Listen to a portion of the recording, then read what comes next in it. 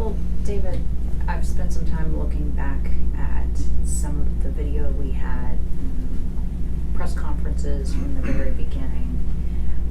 I think in looking at it, the one thing I noticed the most is you just seem so shocked.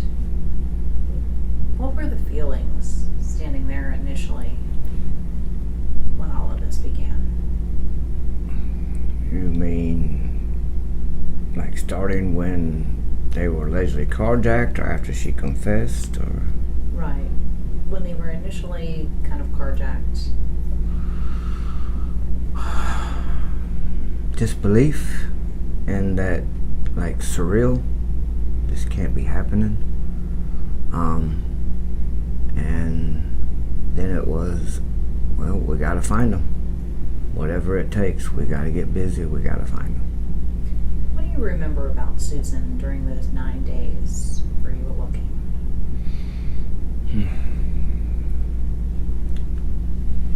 Well, I had heard things like she was failing all these polygraph tests, but I would tell her not to worry about it. You're just upset. Look what just happened to you. I was trying to, like, coach her through how to pass a polygraph. I was telling her, like, I was giving her ideas like, think of a meadow on a summer day, things like that to help pass. And she was also more worried about how she was appearing in public, and like, did she look? I remember her asking me, do people think she's lying? How can people think she had anything to do with it? She had asked me about Tom Finley coming to see her during those 9 days, and I told her I didn't care. That didn't bother me a bit. I wanted to find Michael and Alex. You were separated at the time, Yes, right? correct. Walk me back. How did you and Susan meet? We met at the grocery store we both worked. She was a cashier and I was a stocker. And the relationship began from there. Yeah, we just fell for each other, started dating, and one thing led to another. Did authorities ever say to you that they doubted the story Susan was giving? No, they never told me that. I was hearing rumors of that, but they never told me that at all, that they didn't believe her. And it was frustrating too during that time, because I was, I believed her 100%. 100%. And I felt like they were wasting time dealing with her and these polygraph failures, and I wanted every law enforcement, all the manpower looking for Michael and Alex. And I just felt like at that time they were wasting time with worrying about her. That's more officers that could have, be out there looking, more boots on the ground. What can you tell me about Michael and Alex? Unfortunately, I don't have a lot of memory still of Michael and Alex. I did seek professional help in the years following, and each one of the doctors, psychiatrists told me that those memories would come back, that it was just my body's self-defense looking out for itself, that the memories would be too faint, painful, and that they would eventually gradually come back, but not many have. Like, I can remember Michael used to love to ride on the lawnmower with me cutting grass, and he would always fall asleep every time. I have, like, snapshots of giving them baths, playtime in the bathtub. I have snapshots of maybe them walking to the car maybe at a shopping center. I can't even remember the shopping center. I just can remember I can see them walking alongside me. So it's very scarce, and that makes me sad because I don't have many memories of them. No, they haven't come back yet.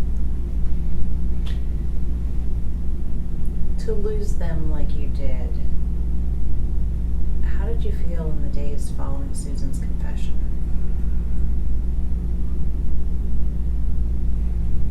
I didn't understand it. I couldn't comprehend it. There was no way that she had done that. That's what I was feeling.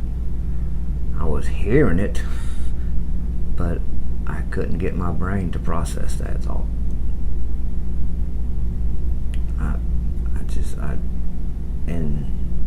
And the thought of that they were gone forever, that was even harder to process, that I was never going to see them again. Plus you were only, 23 at the time? 24. 24. Yeah. So young. Yeah. 30 years later, do you feel like you have ever received the truth about why this happened? No. I mean, only Susan knows the actual reason why she did it. The prosecution and myself, we had our opinions of why she did what she did. And I did ask her. The one time I did speak with her, which was about a month after she was arrested. Saw her in Columbia, South Carolina, at a prison where they were keeping her, and we spent about an hour together. And I did ask her, and her reply was, "I don't know." Didn't elaborate, didn't go any more than that. She just said, "I don't know." Why do you think then that she would do something so horrific? A couple of reasons. Her family was kind of well-to-do in Union. I don't think she wanted to, or she couldn't give Michael and Alex up because that would make her look bad in the county, in the town. I think she did it to be with her wealthy boyfriend.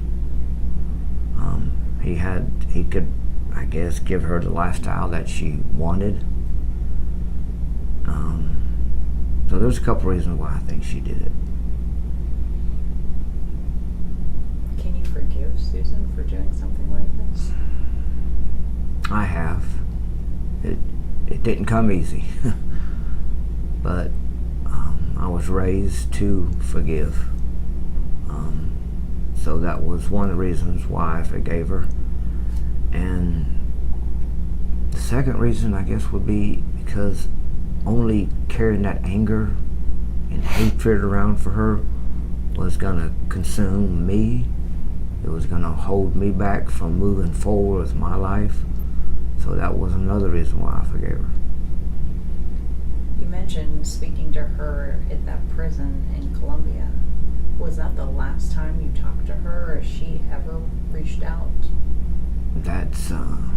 That was the one and only time that I've spoken with her, and I've had no communication with her since that day. Have attorneys reached out on her behalf or anything like that, especially leading up to this parole hearing? No, I haven't had anyone trying to contact me on her behalf. No one.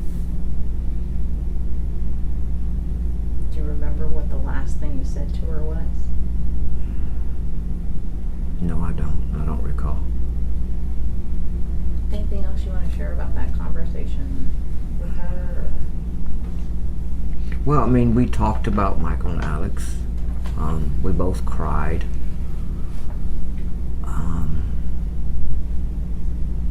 And she did say she was sorry for what she did, but then and up to this day, I don't think she really meant it or that it was heartfelt, because she said it such a casual way. She said, her reply was, when I asked her why she did it, she said, "I don't know," but I'm sorry. And it was just as casual as that.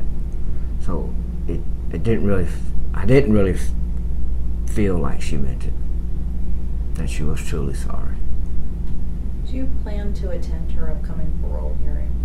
I absolutely will be at her parole hearing for sure. That could mean you might see her again, be in the same room with her again. What are the feelings around something like that?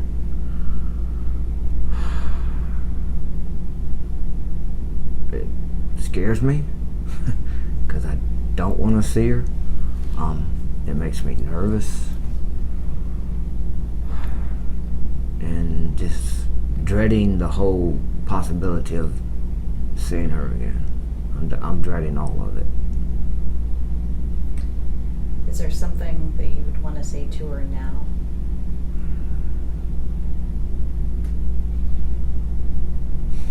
Nothing that I want to share, and that's partly because I still feel that anything I was to say to her, she don't care.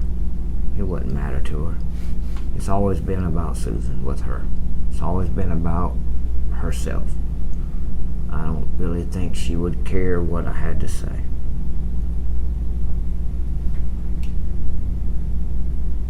Have you thought about what you might say to the parole board? Somewhat. I don't know if I'm going to put pen to paper and write something out, or if I'm just going to speak from the heart when I get my chance. But I just want them to know that letting her out, that would be a grave injustice to Michael and Alex. That she doesn't deserve to be free ever again. And I want them to understand that you know, not even so much as it would affect, you know, my life and people in my life, other members of her family, but just what it would, to me, what it would reflect on Michael and Alex. How it just would be an injustice to those two little boys for her to be let free. During the trial, I think you made kind of an impassioned plea for her to have a harsh sentence. Now that we're coming back to this 30 years later, has it been enough time? Well, you know, the solicitor, Tommy Pope, we talked about it before the trial began, and we agreed both to seek the death penalty, which we did, but, you know, the jurors felt different, and, you know, we respected that. But just 30 years for taking 2 lives, and it was done maliciously, with malice and forethought. No, 30 years is not near enough for what she did. Michael would be what, 33, 34? 34. And Alex would be 31. Yeah, they didn't really get a chance to experience life. No, they did not. She took that away from them.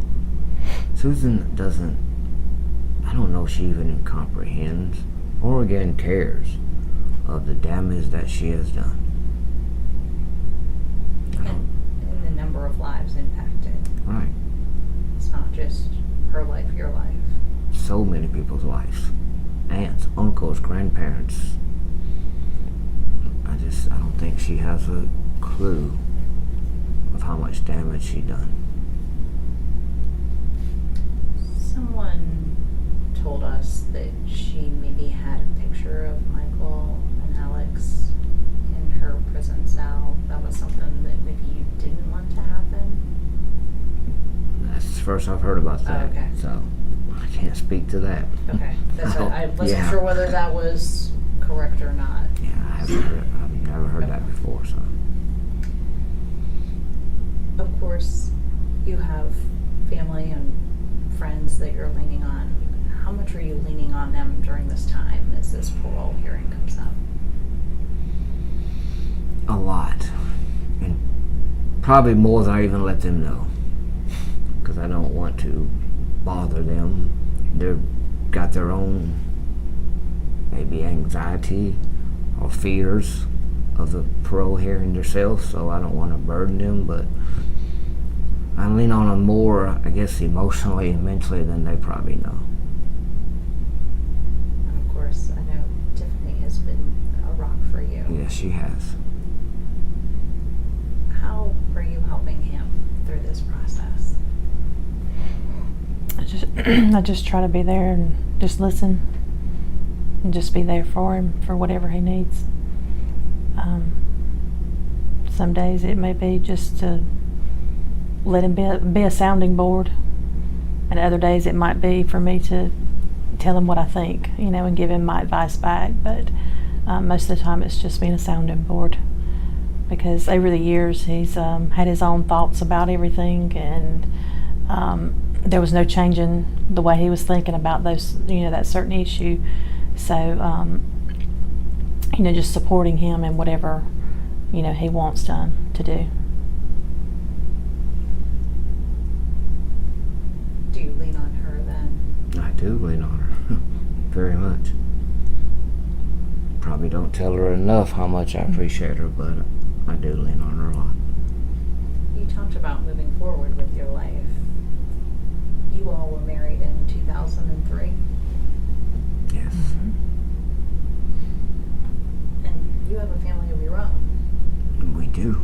We have a daughter together, and then I have a son by another female. But so I have 2 more children, yes. And then we have one together. Are there good days, Tiffany, or are there bad days?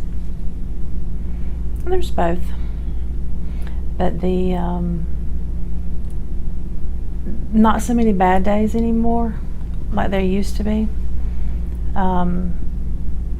However, with this parole hearing coming up, I think it has been stressing him out more, and I wouldn't really call them bad days, but stressful days. But he has gotten over the dark years, and where all he wanted to do was sleep and just lay around in bed.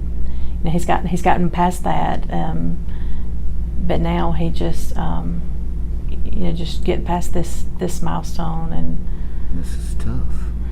I told you, I'm scared to death of seeing her. I'm scared to death she might get out. It's a lot. I mean, that's the fear, is that the parole board would maybe hear the plea and consider it. What are you worried about? I'm worried that they'll have sympathy for her. I don't know exactly how the parole board works, because this will be the first time. Meaning, I don't know if it's a majority rules or if it has to be unanimous for her to get paroled. But if it has to be just a majority rules, that really scares me. Because then it'll only take a couple to have sympathy for her and to think that 30 years is enough. And I'm terrified that she could possibly get out. A lot of family, a lot of friends say it won't happen, especially not the first time, and I think that too, but it's still a possibility. It still could happen. Yeah. You said you're not sure whether it'll be a written statement, whether it's something you'll stand and say that's from your heart. But what can you maybe do to impress upon the parole board that 30 years is not enough time? I don't know. I guess I haven't thought that far yet. But I think, and I think that's why I'm leaning more towards just speaking from the heart,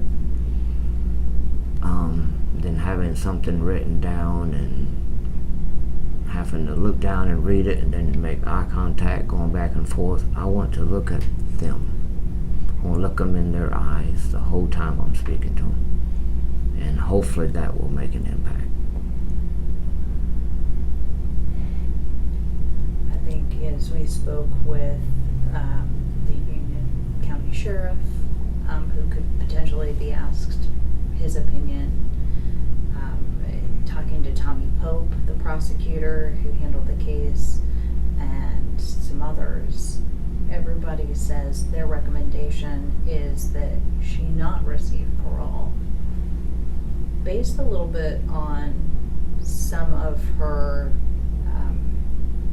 behavior as it relates to her time in prison.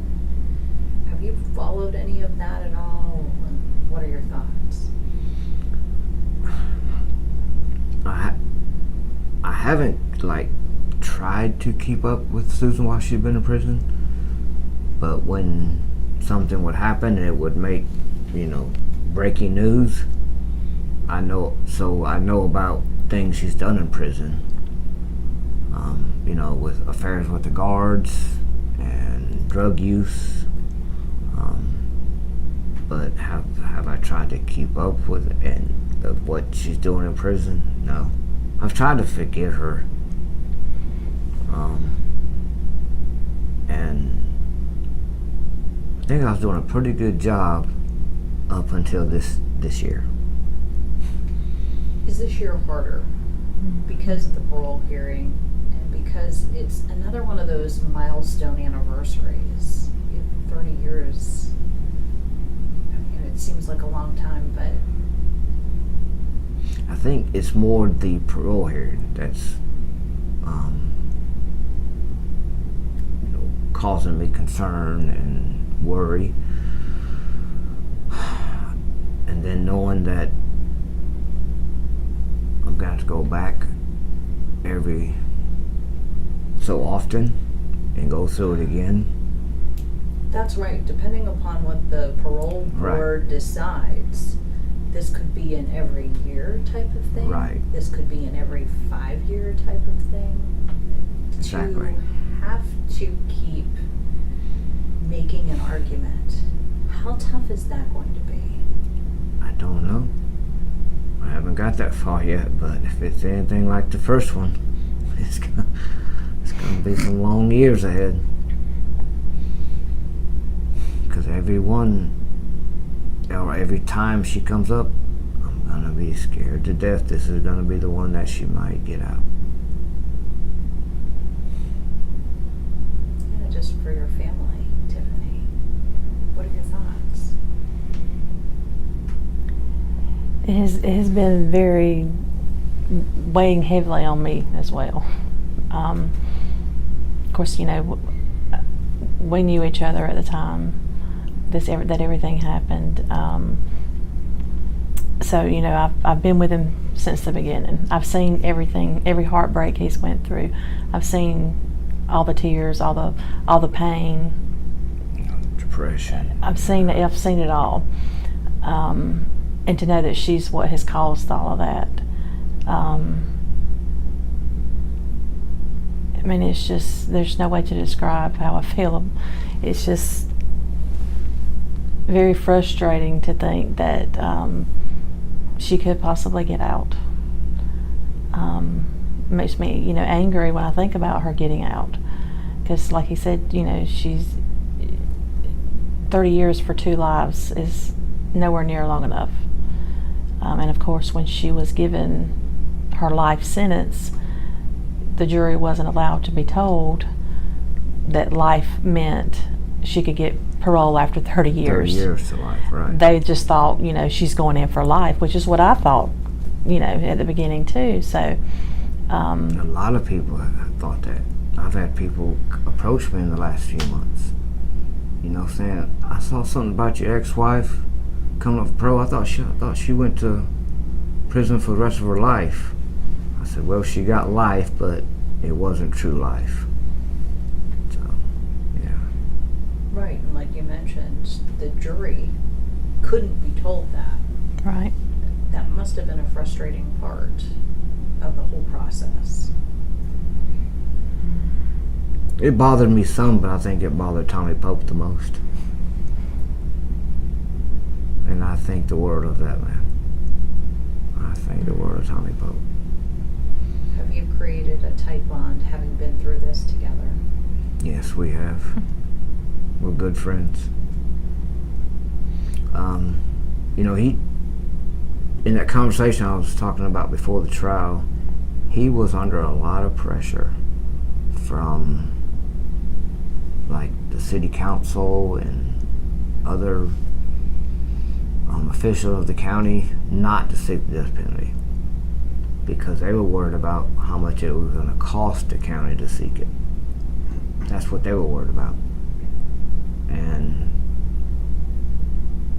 I told Tommy, I said, Tommy, you can't let that be the deciding factor. She deserves the death penalty for what she did. And I told him, I can't pursue that. You're the prosecutor. You have to do that. And he told me after that conversation is what helped him to decide what to do. He realized that, it couldn't be about what it was going to cost the county and how much it was going to cost the county to seek the death penalty. It had to be about the lives impacted. Yeah, it absolutely had to be about the lives impacted and who lost their lives.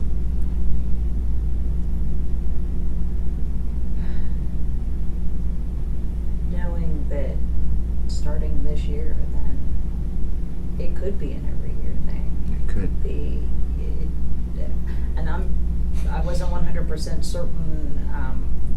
Having talked to people, I guess it's up to the parole board to decide how often they'll come back to it.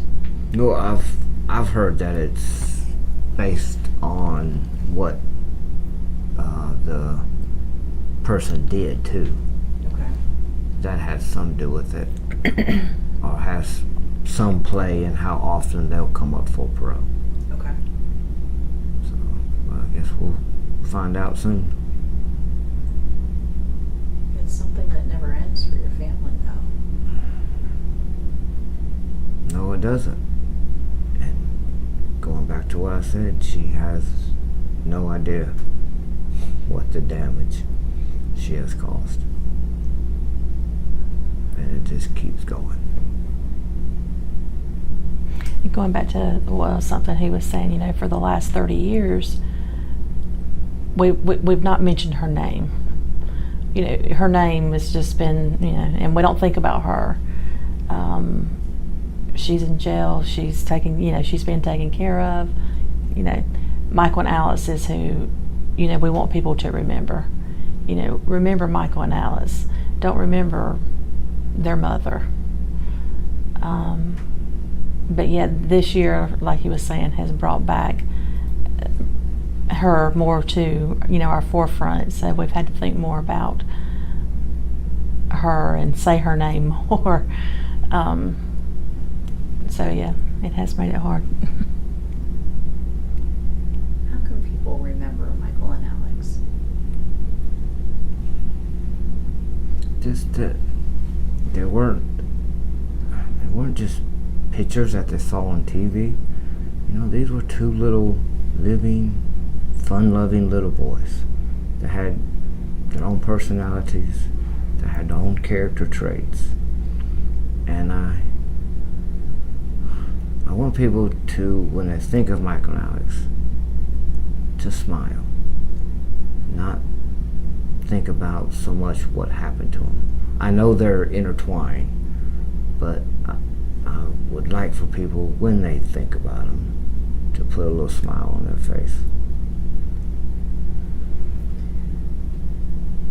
Is there anything you want the public to know, just, going forward, and as the spotlight comes back on this case a little bit this year because of the parole hearing, that maybe they're not aware of, even though this What you mean? case got so much attention? I don't know what you're asking. Is there anything you just want, like, the community to know? Is this comes about more over the next month, it maybe gets talked about a little bit more, that maybe I haven't asked, or, you just want them to be aware of?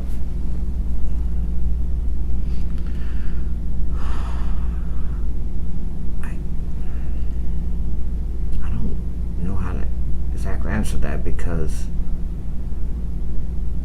I want to say to the public that feels she should stay behind bars to reach out to the parole board in letters or emails. But then that makes me also want to be fair about it. And for the people that do think she wants to get out, well, they should have their right to speak too. So it's like if I tell them, people who think she's been in or hasn't been long enough, tell them to speak out, then I open up the can of worms for the other side too. So I'm kind of stuck on that one. Yeah. Because I'm not going to tell the ones who think she's done her time. She should be let out, not to speak their opinion about it, because that's not fair to them. It's kind of a catch-22. A little conflicted. Conflicted. Mm-hmm. Because, you obviously feel the way you do for a reason. And a lot of people would say, maybe you don't need to feel so much compassion for the other side. It's not compassion. It's being fair.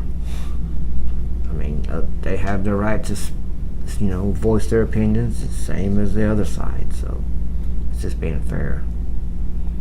It's not about compassion. At least not for me. Anything you guys can think of? I think that was a lot of what I had.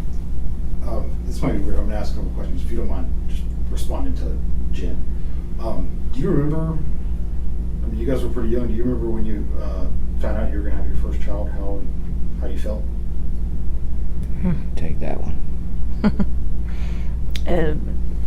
When we found out that we were going to have Savannah, it was just overjoyed for me, because I've always wanted to be a mother, and I would have had several more.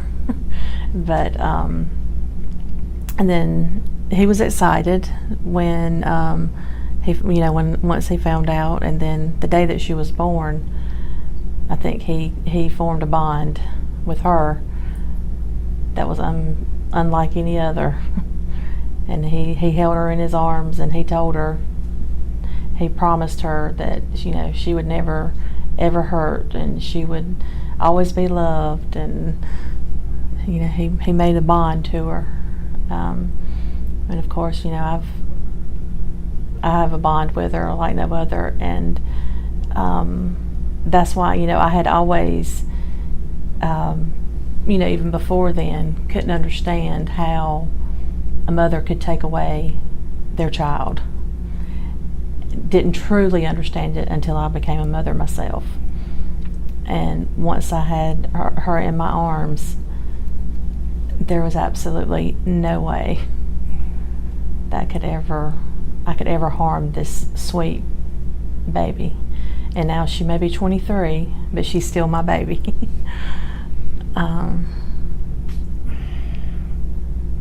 I was, like she said, I was joyed, but I was scared too. Yeah. Because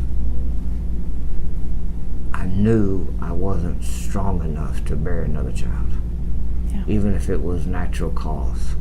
And that was in my mind during her whole pregnancy. But as she said, once Savannah was born and I held her, all that went away. Going back 30-some years, how did that differ for when you found out you were going to have your first child with Susan? What was that feeling like back then? No different. I was joyed when Mike and Alex were, when I knew they were coming. When I knew Susan was going to have them, I was excited. Looking forward to being a dad. Tiffany, what kind of dad is he? He's been a great dad. He's always, would get down on the floor and play.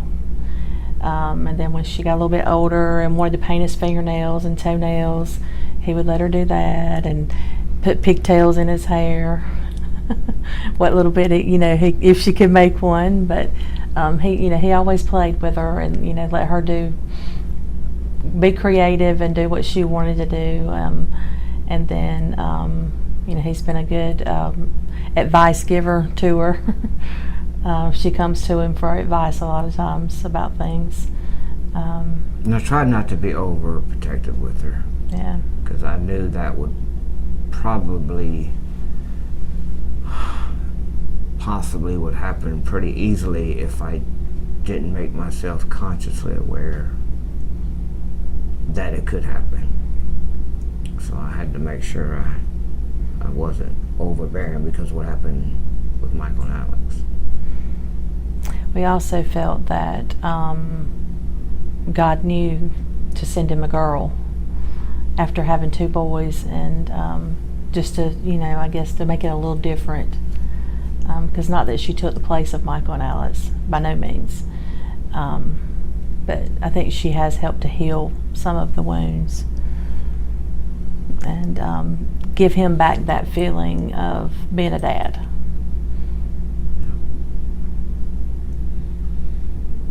Was it you said it was a role you were excited for.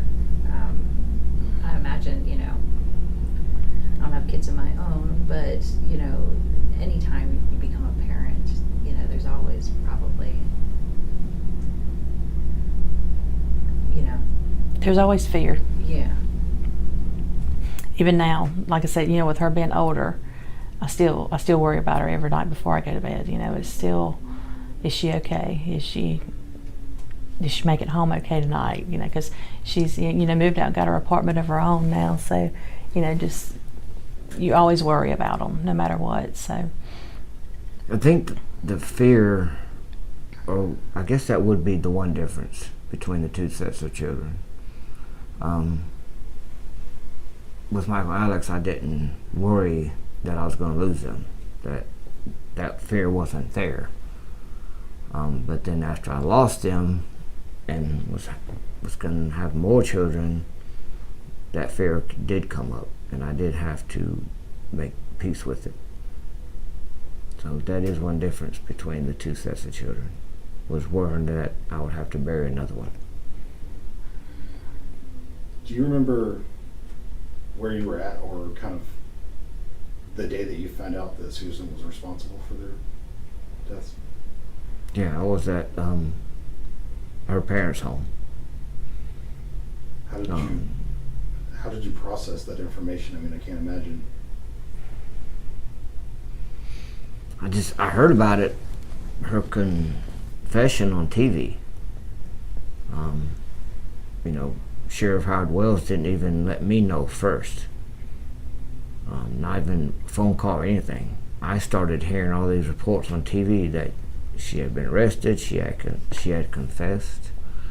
So I was beside myself trying to figure out what they were talking about. But I found out, that what had happened to him, like the rest of the world found out.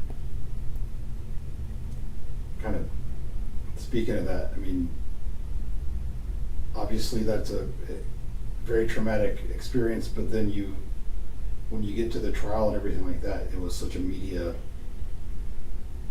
circus, for lack of a better term. What was that like for you to navigate those waters on top of obviously the tragic events you were coping with at the time? Well,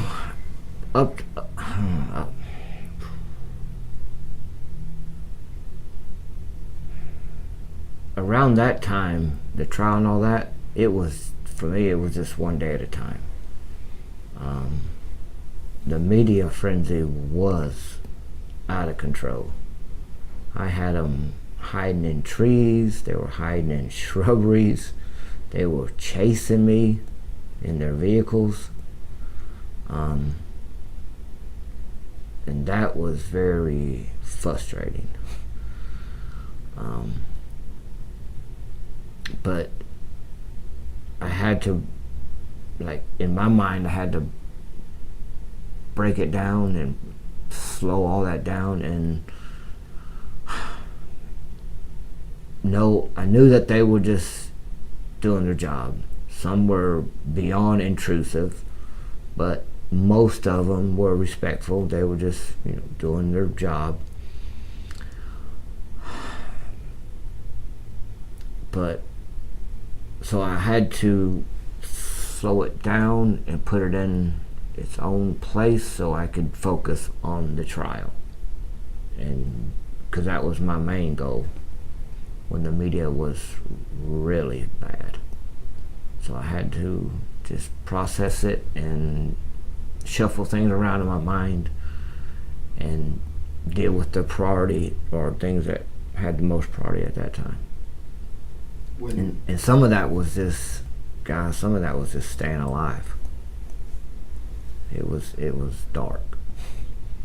When that was all over with, you mentioned, almost forcing yourself into a headspace to deal with the task at hand, and then dealing with some of the extracurricular challenges the media came at you with and stuff. When it was all said and done and the trial was over and the media sort of makes its way out of Union to the next thing, what was it like for you when things kind of quieted down after all of that? I mean, I can't imagine. Was it almost worse after the fact, when there weren't so many things going on? No, I look forward to it. No, I was ready for them to go away. I was ready for the tension to go away. But also had the issue, not only after the media went away, you couldn't go anywhere without people recognizing him, because wherever we went, somebody recognized him. And They still do that. They still do. It's not as bad. But it's not as bad. But it still immediately happens. after, it was, people were staring, they were whispering, they were, and so that just constantly made things at the forefront. So that was when we moved to Florida to try to get away from some of the attention and that helped for a little while, because people weren't expecting to see our faces in Florida as much. How long were you gone for? When did you move back? It's about 3 years. Well, about 2.5. 2.5 years. We're back in 3 following the... From November the trial, 95 to 97, so yeah. That's what, has it been tougher to decide to stay in the area where so many people know about the case? No. You've got family here, right? I have a sister in Union. My family is all in Union, so. But Simpsonville. And Well, they're all over now, but. she has a big family. She has a really big family. I don't. I should have maybe asked a few more questions in the beginning about the two of you. Did you know each other in school, or Mm-mm. No. how did you all meet? Grocery store. At the grocery store. The grocery store is a good place to meet people. Yeah. It was at one time. Of course, Union is such a small town, there's not many places to go. And especially back then, there wasn't a whole lot going on, so. So you were around for all of this, right? What was that like for you? So as he said, they were separated, and we had started seeing each other. So I was in, I was in college at the time and working, and so I was having to continue my daily activities all the time, worried about, where's Michael and Alice, and then every car that passed me, looking at the car, looking to see if they were in it. And then I can still remember where I was. I was at work when the announcement came out on TV. I mean, she knew Michael and Alex. We Yeah. would take them out to eat. We'll go out to eat and they'd be with us. So, she knew them intimately. Yeah. You'd been around the boys then. Yeah, as well. a few times I had. So it was, it was heartbreaking to me as well. Even though they weren't my flesh and blood, I've always loved children, so they were already, in my heart. So it just made it hard to hear the news, and like I said, I believed her too. So And the trial was, I'm sorry, if I don't say it, I'll forget it. Like, trial. Unfortunately, she was asked to not attend the trial. Yeah. Because it could reflect on the jurors in Susan's favor. Because she was being labeled as the mistress. And that was hard for her, wanting to be there. To support me, to support Michael and Alex. And she couldn't go. I mean, she could have, but she was asked not to attend. How did that make you feel? It was very hard to sit back and wonder what's going on. How's it going today? And then I didn't want to bombard him with questions when he got through that day, because it had been emotionally draining on him. So, I didn't want him to bring it all back up. So I would just take in what I could get from the news media. And then whatever he decided that he would want to share. Because sometimes he would want to talk about it, what happened that day, and then other days he didn't want to say anything. So, just I had to get it from the media what I could.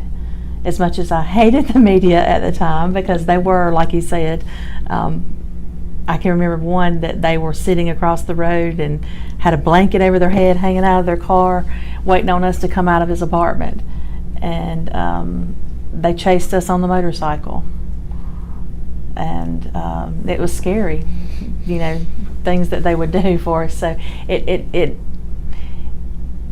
made us, gave us a different perspective of the media at the time. And then, they've been more respectful over the years, and, it hasn't been as bad. But yeah, that was very tough times. This might not be an answerable question. How did you guys navigate that as a young couple? And, now here you are, decades later, still here. I don't know. Yeah, I don't know either. Like I said, I don't know how to answer that. We just figured it out day by day, year by year. I can't give you one answer. Well, we did this, or we tried this. No, we learned to have thick skin. That for sure.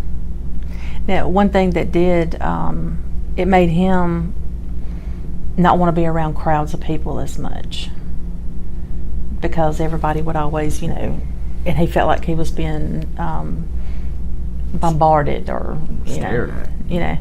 So he's more of a homebody, and still to this day would rather stay at home than go do something. Me more so than her. I like to go. I like to go do things. I like to go on vacations and things. We took a few vacations that he enjoyed, I think, but he was always ready to get back home. Can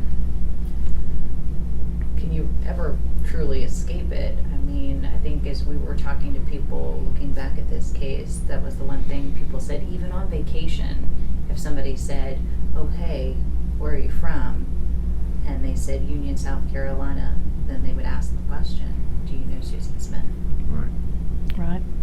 So I assume, like, I don't know, could you ever get away from it? Mm-mm. Totally? Probably not. Mm-mm. She's put a tag on Union, South Carolina for who knows how long. And it was so bad that at times, you know, I got to where I would say I'm from Spartanburg. I'm from Spartanburg, South Carolina, you know, outside of Greenville, which that's where, you know, we do live in Spartanburg now, but there for a while, that's what I would say to people when they would ask it when I was out of town, because I didn't want them to ask. And then, you know, still, like at work, if new people come to work with me that don't know who I am, I don't ever tell people who I am. Sometimes it'll come up, you know, certain things will come up and they'll say certain things, and over the years at my job, they've said things and it would be like, so, it has, you know, made that, I hope you can edit this, so I'm getting my thoughts all mixed up, but It makes it tough. it does. But yeah, I never would come out and just tell people when I would meet them, you know. It's not something to brag about. Yeah, it's not. It's something that you want to tell people, but then something will come up in conversation, and they'll go, you know, oh, you remember that Susan Smith woman? And I'll be like, yeah. But you know, I still get people, heartfelt people, that come up to me and tell me that, you know, they still pray for me.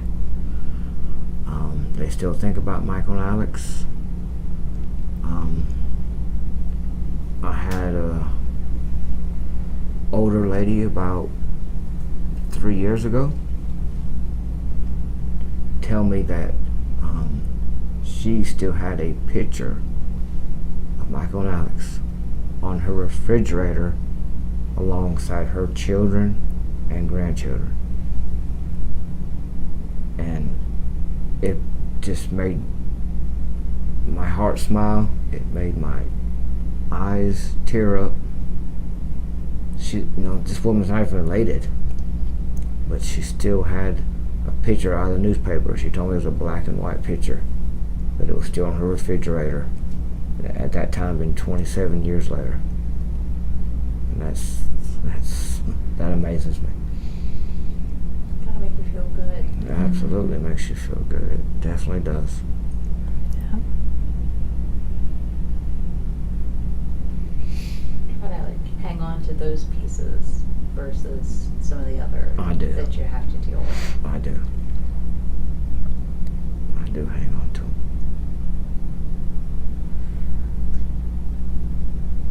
I think that's all I have.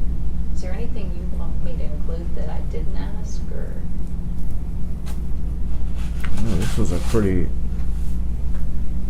Well, I in-depth appreciate- interview, yeah. And I appreciate the time and your willingness to talk about this. I imagine it's not easy, and I know you don't do a lot of these, just because I imagine it's hard to. Talk about. Yeah. And like I said, some of them in the beginning ruined it for you. Yeah. Well, some of those instances sound awful about what you had to deal with over the years. But one of the best tips I got came from a guy. He was with the National Enquirer. We all love them. And he was harassing me, and I was yelling profanity at him and giving him the middle finger. And from a standoff distance, he said, "David, I'm probably not supposed to tell you this."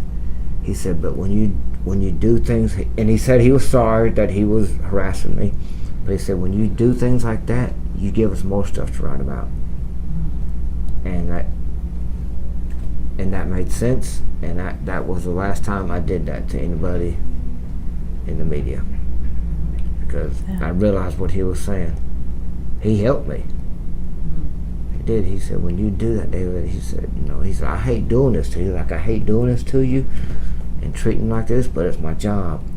He said, but when you do things like that, you give us more stuff to write about. So I appreciate to this day him telling me that, because it changed from that day on. Yeah. Being aggressive towards paparazzi or people like that.